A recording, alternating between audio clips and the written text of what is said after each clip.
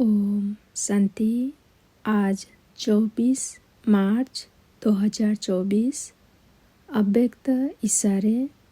सर्व प्राप्ति संपन्न बेगमपुर के बेफिक्र बादशाह बनो।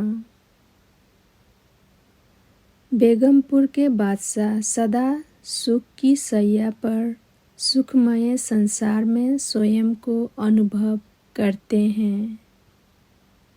ब्राह्मणों के संसार और ब्राह्मण जीवन में दुख का नाम निशान नहीं, क्योंकि ब्राह्मण के खजाने में अप्राप्त कोई वस्तु नहीं। जब संपत्ति संबंध सब प्राप्त है तो बेगमपुर अर्थात संसार है। सदा सुख के संसार के बालक सो मालिक अर्थात बादशाह हो। ओम शांति। एक सर्व शक्तियां और दूसरा सर्व संबंध का अनुभव, और तीसरा बाबा ने कहा कि सर्व गुण संपन्न प्रैक्टिकल लाइफ में अभी होना है। ऐसे नहीं सतयुग तक अंत में हमारे में थोड़ा ये गुण कम है ना, अच्छा अंत तक संपूर्ण हो जाएंगे। अंत में आपको देखेगा कौन संपूर्ण हुई या नहीं हुई। पेपर तो आपने दिया ही नहीं, पास कैसे हो जाएंगी। मानो मेरे में निर्णय शक्ति तो ठीक है, लेकिन मेरे में जो है वो अंतर्मुखता का गुण मतलब कम है। मानो मैं ज्यादा वो बोलचाल में आती हूँ, थोड़ा हल्के रूप में रहती हूँ, अंतर्मुखता का अनुभव हमको नहीं है।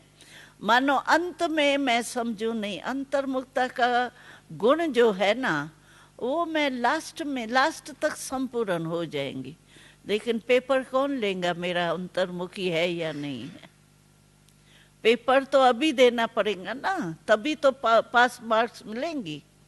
इसीलिए बाबा कहते हैं कि सर्व शक्तियां, सर्व संबंध और सर्व गुण, ये तीन बातें आप अपने में चेक करो। अगर इन तीनों में से एक भी कम है ना, भाई गुण एक नहीं है तो कोई अर्जा नहीं, अंतर्मुखता नहीं है, रमणीक हूं मैं, ठीक है, लेकिन अंतर्मुखता के बिना आप मनसा सेवा नहीं कर सकते। जब अंतर मन में शक्ति भरे, अंतर्मुखी होके अंतर मन में शक्तियां भरो, तभी मनसा सेवा आप कर सकती। नहीं तो मनसा सेवा आपका यहां से यहां तक ही नहीं पहुंचेगी। मनसा विश्व की तो बात ही छोड़ो। मैं समझो इस भाई को मेरी अंतर्मुखता की अभ्यास है ही नहीं। पहले तो अंदर मन को आत्मक रूप में स्थित करूं, ये है अंतर्मुखता। और अंतर्मुखता का रहस्य बहुत अच्छा है। आप देखो, अंतर्मुख कहते हैं, मुख क्यों कहते हैं? अंतर मन भी कहते हैं, अंतर्मुख भी कहते हैं, हर्षत मुख कहते हैं। मुख शब्द क्यों कहते हैं? कारण अंतर बाह नहीं कहते हैं, अंतर माथा नहीं कहते हैं, अंतर्मुख क्यों कहते हैं? मुख फेस को कहा जाता है। और मुख शब्द क्यों कहा जाता है? अंतर्मुख की महिमा क्यों है? आप देखो इस फेस में जो भी हमारी 5 शक्तियां विशेष है ना, वो इसमें है। सोचो देखो, निर्णय शक्ति है, बोलने की शक्ति, देखने की शक्ति, सूंघने की शक्ति, खाने पीने की शक्ति कहाँ है? बा में है। किस में है सर्व शक्तियां? फेस में है ना। तो इसको फेस को कहते हैं मुख। तो अंतर्मुख अर्थात जो भी मेरी शक्तियां है ना, वो सर्व शक्तियां आत्मक रूप में स्थित हो, इसको कहा जाता है अंतर्मुखी। सभी शक्तियां, और विशेष आपके फेस की 5 ही शक्तियां अगर आपने जीत लिया, समझो आप विजयी है। क्योंकि मुख्य तो यही है ना शक्तियां। अगर आसक्ति होती है तो मुख से होती है ना, खाने पीने की मुख से होगी ना।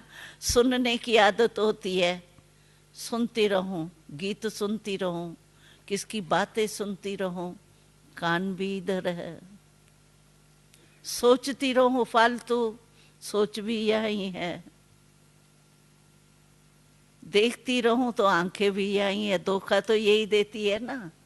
इसीलिए बाबा कहते हैं, हमारा स्लोगन है अंतर्मुखी सदा सुखी। ये स्लोगन है हमारा। जो अंतर्मुखी होगा, यानी 5 ही विशेष शक्तियां आत्मक रूप में स्थित होंगी। अंदर हमारा क्या है, आत्मा ही तो है ना। तो अंतर्मुखी माना 5 ही शक्तियां हमारी आत्मक रूप में स्थित होंगी। इसको कहा जाता है अंतर्मुखी सदा सुखी।